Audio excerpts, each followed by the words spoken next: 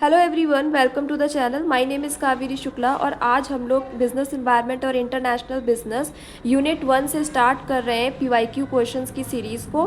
ठीक है, तो रेगुलर बेसिस पे हम लोग हर एक ईयर की क्वेश्चन यहाँ पे डिस्कस करेंगे। ये बुक है जिसमें से हम लोग ये क्वेश्चंस अब रोज़ डिस्कस करने वाले हैं। ठीक है, अगर आपको मेरी वीडियोज़ अच्छी लग रही है तो प्लीज़ चैनल को सब्सक्राइब कर लीजिएगा, बेल आइकन हिट कर लीजिएगा ताकि कोई भी न्यू वीडियो हम अपलोड करेंगे तो आपको नोटिफिकेशन मिल जाए और आप वो वीडियोस देख लो। ठीक है, और एग्ज़ाम्स बस होने ही वाले हैं। ठीक है, तो अब हम लोगों को मोस्टली ज़्यादा से ज़्यादा पीवाईक्यूज़ पे फोकस करना चाहिए। ठीक है, क्योंकि मोस्टली चांसेस हैं इनके रिपीट होने के और इसके ही रिगार्डिंग ऐसे ही क्वेश्चंस एग्ज़ाम में आते हैं। ठीक है, तो इतना करने से हम लोगों के बहुत सारे क्वेश्चंस कवर हो जाएंगे, एग्ज़ाम में हम लोग कर सकते हैं। ठीक है, और हाँ ठीक है, आपको अगर हमारी वीडियो अच्छी लग रही है तो प्लीज़ वीडियो को लाइक भी कर दीजिएगा, चैनल को सब्सक्राइब कर लीजिएगा। और तो लेट्स स्टार्ट। ठीक है, तो क्वेश्चन नंबर 1 आज हम लोग 2025 के सारे पीवाईक्यू क्वेश्चंस को यहाँ पे डिस्कस कर लेते हैं। ठीक है, तो लेट्स स्टार्ट। तो सबसे पहले क्वेश्चन नंबर 1 है जो मैच द कॉलम है।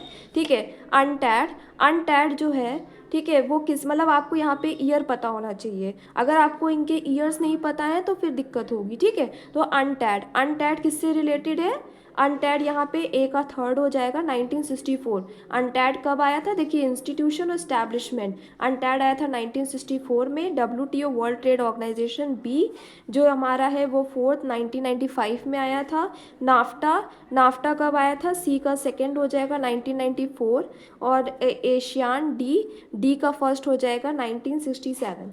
चलिए नेक्स्ट क्वेश्चन देख लेते हैं। Dash is the result of Bretton Woods conference on nations held in 1944। तो कब ये यहाँ पे हुआ, ये कब हुआ था? ये किसका हुआ था? IMF, international monetary fund. ठीक है, नेक्स्ट क्वेश्चन देख लेते हैं। Which of the following is not a monetary measure for correcting disequilibrium in the balance of payment? तो करेक्ट आंसर क्या हो जाएगा? Abolition of export duties. Which of the following is a situation of adverse balance of trade? तो मतलब कि adverse balance of trade, adverse मतलब negative. यहाँ पे क्या सिचुएशन पड़ रही है कि जब इम्पोर्ट ज़्यादा हो रहा है और एक्सपोर्ट कम हो रहा है। ठीक है, arrange the following levels of economic integration in increasing order. तो यहाँ पे आ जाएगा बी का हो जाएगा फ्री ट्रेड एरिया, फिर उसके बाद सी का आ जाएगा यहाँ पे कस्टम यूनियन, और फिर डी आ जाएगा कॉमन मार्केट, और फिर ई आ जाएगा यहाँ पे इकोनॉमिक यूनियन, और फिर ए आ जाएगा पॉलिटिकल यूनियन। ठीक है, नेक्स्ट क्वेश्चन देख लेते हैं। Question number 6, Adam Smith A का यहाँ पे थर्ड हो जाएगा the wealth of nation. Adam Smith ने क्या कॉन्ट्रीब्यूशन किया? The wealth of nation. A Marshall का हो जाएगा first principle of economics. JR Hicks C का हो जाएगा यहाँ पे सेकेंड वैल्यू एंड कैपिटल, और वास्ले लियोनटिप यहाँ पे डी का फोर्थ हो जाएगा इनपुट आउटपुट इकोनॉमिक्स। ठीक है, चलिए नेक्स्ट क्वेश्चन देख लेते हैं। Question number 7। ठीक है, क्वेश्चन नंबर 7 क्या दिया गया है? थ्योरी, और इसके ऑथर किसने किसने दिया है? तो theory of comparative cost advantage A का यहाँ पे सेकंड हो जाएगा डेविड रिकार्डो, और theory of opportunity cost B का यहाँ पे थर्ड हो जाएगा Haberler. Theory of factor endowment C का फर्स्ट हो जाएगा यहाँ पे Heckscher and Ohlin. Theory of absolute advantage D का फोर्थ हो जाएगा एडम स्मिथ। ठीक है, चलिए नेक्स्ट क्वेश्चन देख लेते हैं। Which of the following are the features of FEMA के क्या क्या फीचर्स हैं? A, central government can regulate payment to and from a person situated outside the country. RBI can restrict transactions from the capital account even if it is done by an authorise person. ठीक है, और फिर D आ जाएगा all foreign financial transactions are to be done through an authorise FEMA person. ठीक है, अब next यहाँ पे क्वेश्चन देख लेते हैं। क्वेश्चन नंबर 9, इलेक्ट्रिक थ्योरी, यहाँ पे एक इसका ऑप्शन नहीं दिया है। ठीक है, और एप्रोप्रिएबिलिटी थ्योरी बी का यहाँ पे किससे मैच हो जाएगा? थर्ड से। The firm should be able to keep the benefits resulting from its innovation and research for its exclusive use. Market imperfection theory C का सेकेंड हो जाएगा capital as an investment will move from countries where it is abundant to countries where it is so scarce because the returns on investment opportunities are higher where capital is limited. Theory of capital movement D का first हो जाएगा FDI occurs largely in oligopolistic industries rather than in industries operating under near perfect competition. चलिए question number 10 देख लेते हैं. 10 question number क्या है कि WTO World Trade Organization in its 8th ministerial conference adopted a decision allowing members to waive the provisions of Article 2 most favored nation treatment of the gates to allow the granting preferential treatment to services and service supplies to which country? least developed countries आ जाएगा.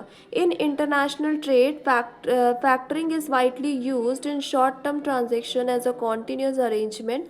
Arrange the steps of export factoring operations in sequence. तो correct answer यहाँ पे C हो जाएगा. The importer and exporter enter into a sales contract and agree on the terms of sale, और the exporter ships the goods to the importer and submit the invoice to the export factor. और B हो जाएगा the export factor pays cash in advance to the exporter against receivables until the payment is receive from the importer. और ए हो जाएगा the export factor transfers the invoice to the import factors who in return assumes credit risk and undertakes the administration of receivables. और D हो जाएगा the import factor presents the invoice to the importer takes payment and pays to the export factor. ठीक है, next question यहाँ पे. अब ये देखिए, यहाँ ये इतने ही क्वेश्चंस थे. ठीक है, यहाँ तक इतने क्वेश्चंस कवर करे अब हम लोगों ने. हाँ, ये क्वेश्चन हो गया. क्वेश्चन नंबर 12 देख लेते हैं. The tool that international development association used to address the impact of severe natural disaster public health emergency by providing extra finances is known as crisis response window. ठीक है, next question है import of service means.